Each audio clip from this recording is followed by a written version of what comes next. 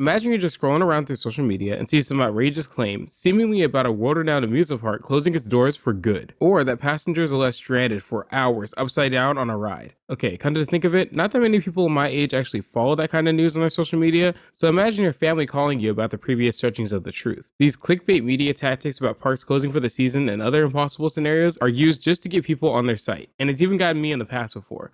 Well, I can't just sit by and let them keep doing this every time. So I just want to talk about the most common and recent ones I've seen around the world of parks and how to navigate the fake news to the actual facts.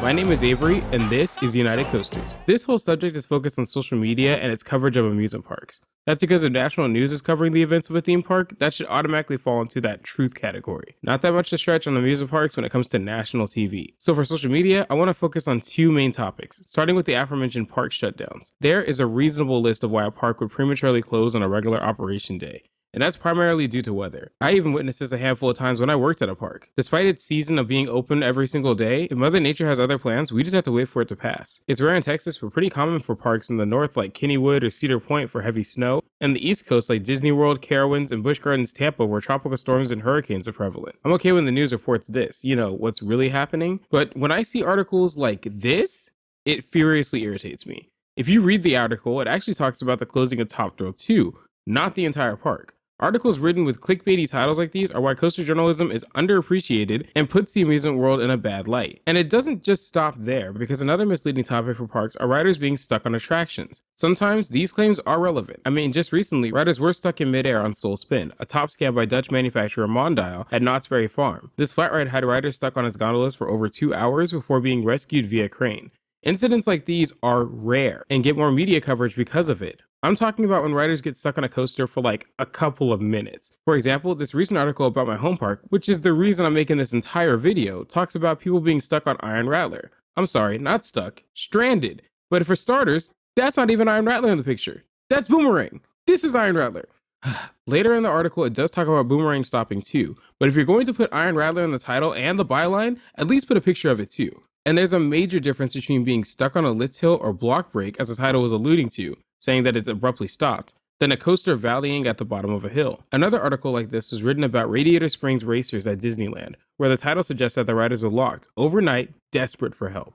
First off, they were only locked in for about 45 minutes past park closing. I guess that counts for overnight in a literal sense, but more importantly, they weren't conveying signs of being desperate. Annoyed, maybe, but not screaming for help. Coasters and rides can stop for a litany of reasons, whether it's for a faulty sensor, overheating, or even strong winds. So Iron Rattler and the other mentioned coasters stopping like this just means that safety measures were working. And trust me, coasters stopping like this is a normal Tuesday, not front page news. Another new trend that's becoming more prevalent is the use of AI and video editing for rides to do stuff that is simply impossible. The use of AI is a whole video for itself, so I'm just going to talk about regular video editing. I have two examples, with the first being this short about a coaster with missing track. The person recording shows the coaster Zoomerang at Lake Compounds, undergoing a cobra roll, and how the ride can seemingly go to the next part of the track without going off course, traversing that empty piece of track. If you ever played Planet Coaster, took basic physics, or dropped anything, you would have known that Zoomerang would have derailed. Yeah, this is edited. A really cool edit, don't get me wrong, but it is fake. They even cropped out the wheels to the coaster when it travels the missing piece of track.